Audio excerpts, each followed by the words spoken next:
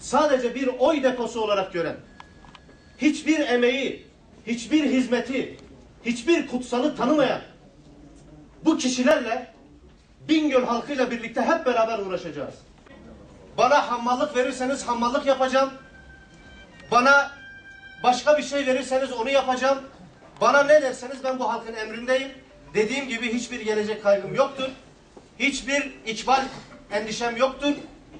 Rızkın sadece ve sadece Allah'tan geldiğine inanan, hepiniz gibi Allah'tan geldiğine inanan bir insanım. Bu memlekette Allah'ın takdiriyle sadece ve sadece Bingöl halkının dediği olmuştur, olacaktır. Bunu da görmek istemeyenler bir kez daha görecektir.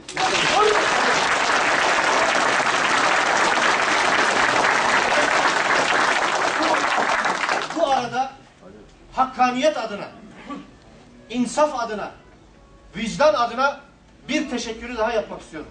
Demin halkıma yaptığım teşekkürün yanında AK Parti Bingöl İl Başkanı Cevdet Çalbay ve mahiyetindeki bütün teşkilat mensuplarına, tek tek isimlerini sayarak vaktinizi de almak istemem, hasseten, vicdanen, gönülden teşekkür ediyorum.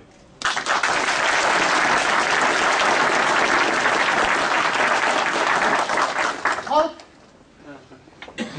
ne demişse onlara, onlar onu yapmıştır.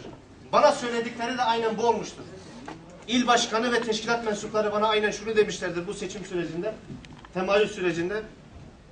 Evet, sen bizim arkadaşımızsın, bizim kardeşimizsin. Ama şuna inan ki, Allah şahittir ki, eğer seni halk desteklememiş olsaydı, biz sana bu desteği vermeyecektik. Ama biz görüyoruz ki, caddede, sokakta, pazarda, otobüste, evde, iş yerinde, nereye gittiysek halkın büyük bir kısmı adaylık noktasında sana destek vermemizi bizden talep etti, bize emretti. Ve biz de halkı dinledik, sana destek verdik. İşte bu halkı dinledikleri için Hacı Cevdet Çalbay ve bütün teşkilat mensuplarına sonsuz minnet ve şükranlarımı arz ediyorum. Dün gece itibariyle başka bir kişi üzerine karar verildiğini hepiniz gibi duydum.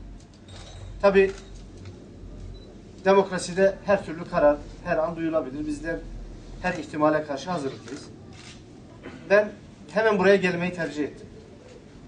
Bu tercihi yapmamın nedeni de, inanın, bunu samimiyetle söylüyorum, Allah'ı şahit tutarak söylüyorum, kendime hiç üzülmedim. Ben Bingöl halkının temiz duyguları adına çok üzüldüm. Bingöl halkının temiz vicdanı adına çok üzüldüm. Gerçekten 7'den 70'e, şu partiden bu partiden, hiçbir ayrım yapmadan söylüyorum. O kadar çok dua ve destek aldım ki, özellikle bu son süreçte, son 1-2 ayda, hasreten şu Ankara'da olduğum son bir hafta içerisinde, o kadar değişik insanlar bizleri telefonla arayıp dua ve desteklerini bildirdiler ki, emin olun, ben dedim ki ya Rabbi, bu kadar güzelliği bize ihsan ettin, biz buna layık değiliz. Kendi adıma söyledim. Ve insanların bu hüsnü teveccühünü üzüntüyle sonuçlanmasına ben çok üzüldüm. Kendi adıma hiçbir üzüntüm yoktur. Ben sizler adına üzüldüm. Bundan emin olun. Ve inanın ben bu gece sabah namazına kadar da bu duygularla hiç uyumadan, namazdan sonra belki 1-2 saat kestirdim ve hemen bilet alıp buraya kadar geldim. Sizin bu üzüntünüzde, sizin yanınızda olma ihtiyacını hissettim. Bingöl halkı gerçekten çok vicdanlı. Ben evet daha önceden de bunu biliyordum ama tasavvufi ifadesiyle hakkel yakın müşahede ettim. İnanın bana çok zaman kızan insanlar oldu. Çok haysiyetli bir tavır gösterdi. Çok onurlu bir tavır gösterdi. Güçten yana yer almadı. Haktan yana yer aldı. Sadece ve sadece Bingöl halkının bana emredeceği şeyleri yapacak.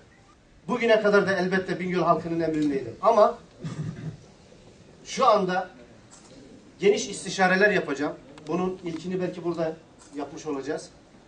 Bundan sonra cadde cadde, sokak sokak, ev ev, dükkan dükkan ben halkımızın görüşlerini alacağım.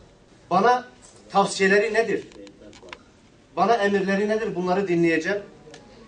Ben bu halkın temiz vicdanıyla kimsenin oyun oynama hakkı olmadığını ispat edeceğim.